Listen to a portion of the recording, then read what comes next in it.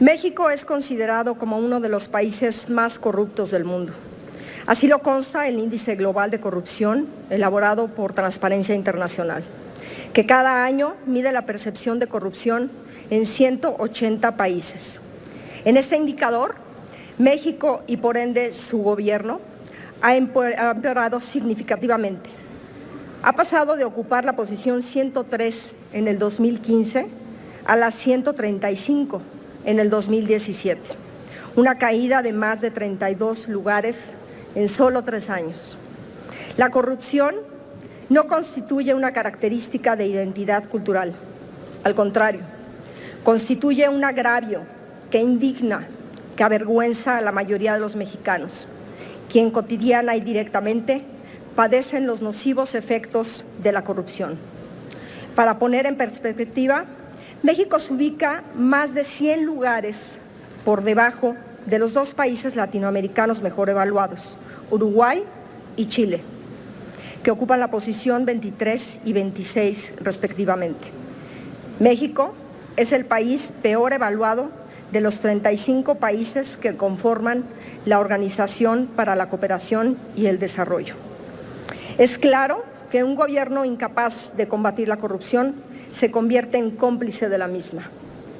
El 19 de julio del 2017 entró en vigor el Sistema Nacional Anticorrupción, derivado de un conjunto de nuevas leyes que contaron con el impulso y la participación de organismos de la sociedad civil para replantear y configurar un mejor andamiaje y para prevenir y combatir la corrupción en nuestro país. Sin embargo, su implementación aún está incompleta.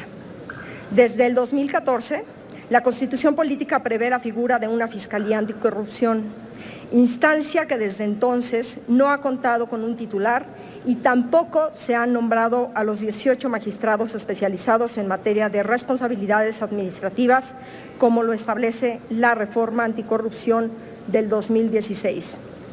Todo ello ha impedido la debida implementación del Sistema Nacional Anticorrupción, dejando en evidencia la distancia que existe entre las leyes publicadas y la falta de voluntad política para aplicarlas. De igual manera, desde 1995 se instauró el Sistema Nacional de Seguridad Pública. Sin embargo, a 23 años de su origen, el Estado mexicano ha sido incapaz de articular una política de coordinación efectiva. De acuerdo a Consulta Mitofsky, en los 6 años del gobierno del presidente Peña Nieto, el principal problema percibido fue la seguridad pública. De la misma manera, en 2017, México Unido contra la Delincuencia difundió que para el 81% de la ciudadanía la situación de inseguridad pública había empeorado. Percepción que se corresponde con la realidad, pues en el 2017 fue el año más violento de los últimos 20 años, registrando 25.339 homicidios dolosos, delito que en 2017 se incrementó en 26 de nuestras 32 entidades federativas.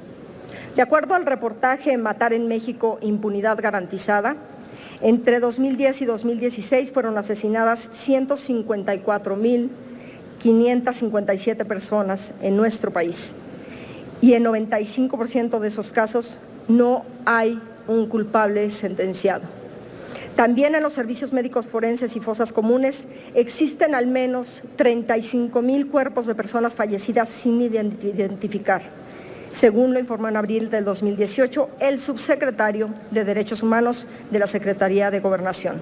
Ante esta realidad, yo pregunto, ¿podemos hablar de gobernabilidad cuando en nuestro país los delitos no se investigan, cuando no se identifica a los delincuentes?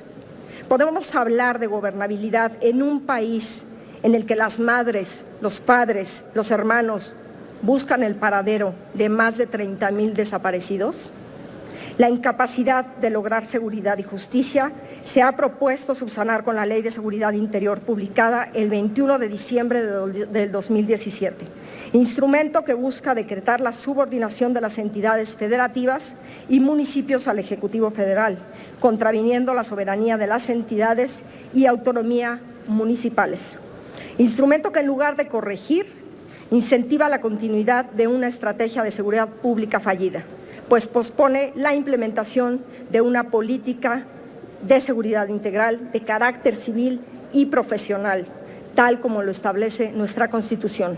Dado lo anterior, en Movimiento Ciudadano esperamos con atención la resolución de diversas controversias constitucionales que sobre dicha ley analiza la Suprema Corte de Justicia de la Nación, ya que para nosotros la gobernabilidad sustentable es la que surge democrática y no autoritariamente.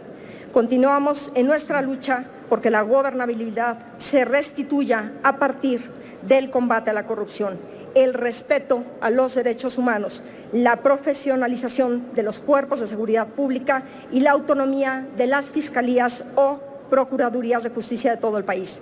De no ser así, nos volveríamos cómplices de los grandes errores de este gobierno y de igual forma estaríamos fallando al mandato de los mexicanos. Es cuanto.